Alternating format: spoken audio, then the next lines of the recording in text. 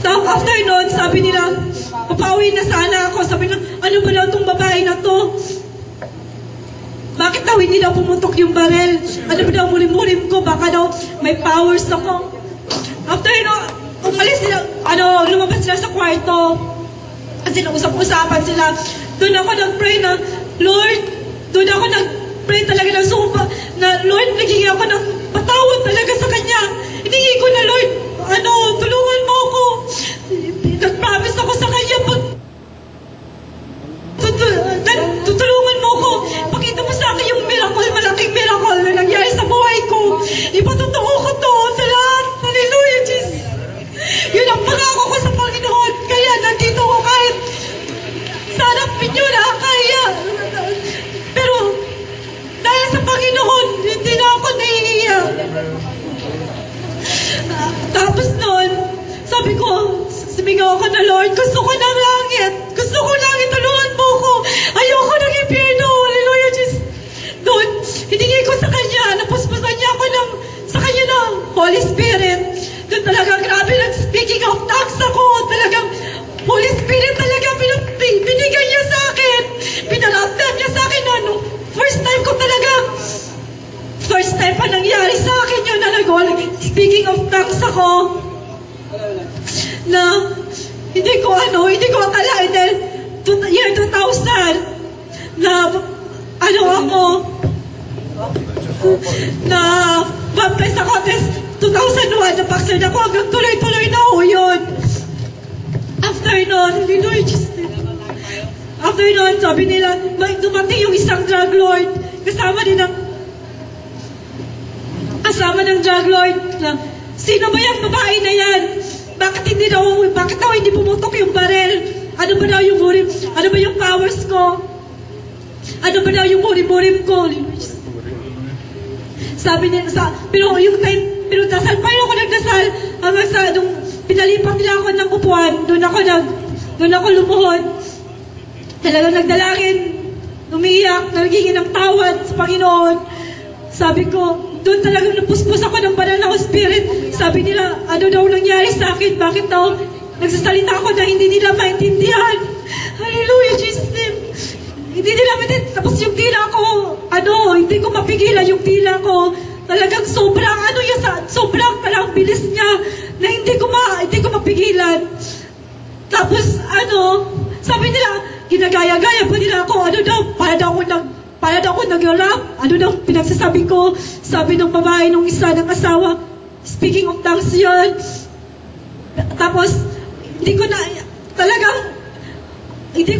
ko maintindihan yung naramdaman ko. Then, after nun, sabi na, kung hindi daw mamamatay, hindi daw mapuputok yung barel sa akin, itak daw ako, sa liig ko, itak daw ako sa liig ko. Doon na talaga ako, umiyak.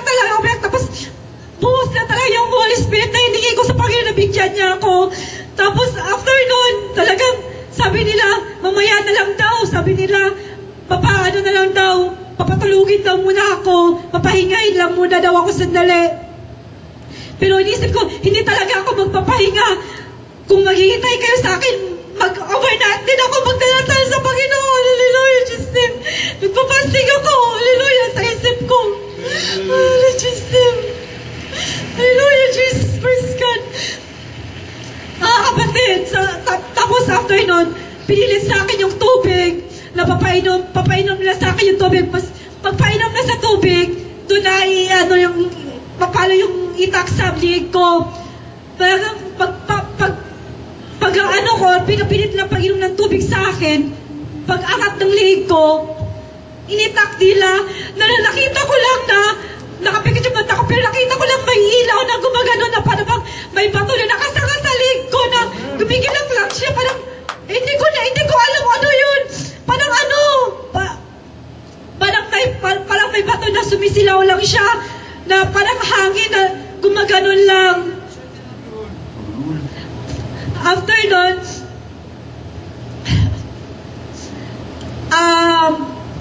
pagkatapos, nakaganyan ako, pinapalo naman yung sa liig ko yung itak, hindi pa rin pinalipat ako dun sa, hindi pa inano yung itak sa likod ko. Hallelujah, praise the Lord. Tapos, pag pinalipat ako sa bed na, ginagamitan ako ng, insenso, ng kahoy na talagang, pag hallelujah, praise the Lord ko, nanginginig talaga buong katawan ko. Sobrang inig ko talaga, na hindi ko maramdaman na, pero naramdaman ko lang na, yung hangin, tsaka yung ginig ng katawan ko na parang dinudulog-dulog talaga siya.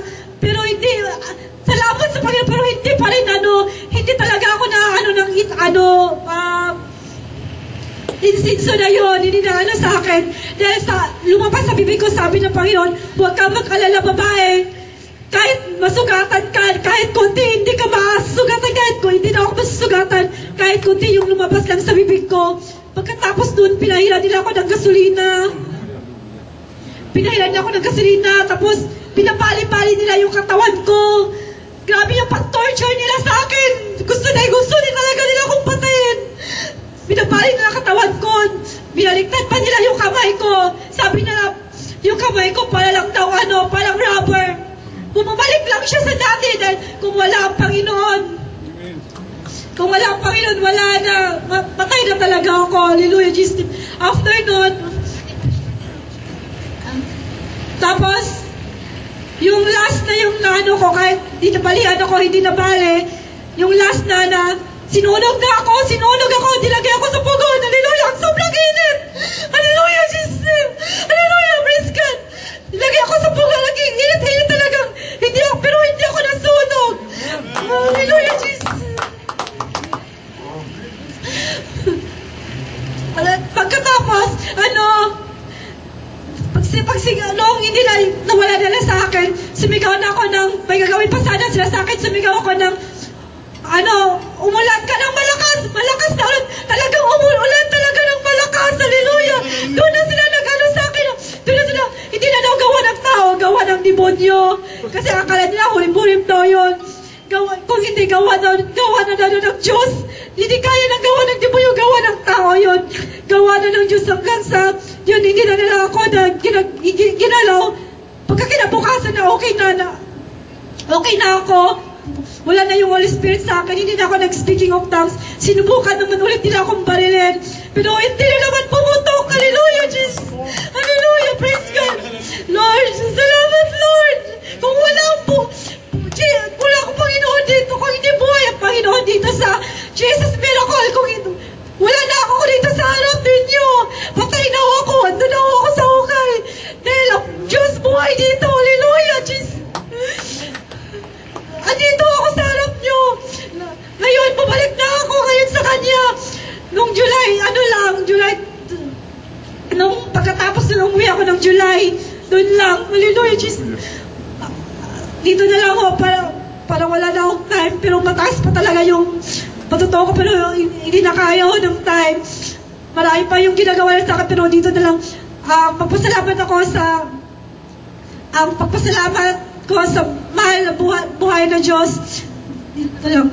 Ang lahat ng kapupurian, papasalamat dahil sa ating pinakamamahal na Diyos. Amen.